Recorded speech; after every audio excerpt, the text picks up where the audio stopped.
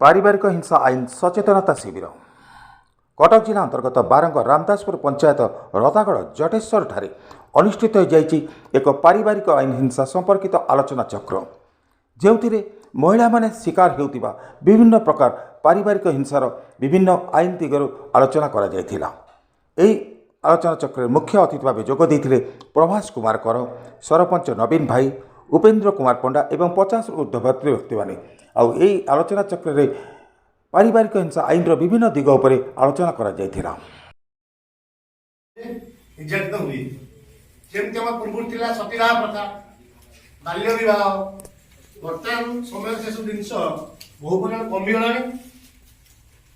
किछि महापुरुष माने एही सब जिनस को लड़ाई करी एही परि भाबरे हम बसी ताकू आम देशरु, आम राज्यरु, आम समाजरु पूरा उठेई साइछ। नहले जे स्वामी मरि जाउतिला ता स्त्री की ता जुईरे पकाई होतला जीवंत। एही सब सुपरस्टिशन अंधविश्वास थिला वर्तमान आम समाज में कमी कमी आसिलानी। आसिला परे तथापि प्रभास बाबू कहले जे हम ओडिशा रे कटक डिस्ट्रिक्ट 2 नंबर अछि ना निर्यातित हिसाब रे। तो प्रथमे हम ओडिशा रे कटक डिस्ट्रिक्ट धरा जायछि किपरि भाव रे कटक डिस्ट्रिक्ट एही सब पारिवारिक हिंसा जो समस्ते भाई माने उपस्थित अछंती समस्ते निहाती अनुभव करथे। प्रत्येक दिन कौन ना कौन परिवार रे एही हिंसा सृष्टि होउछि।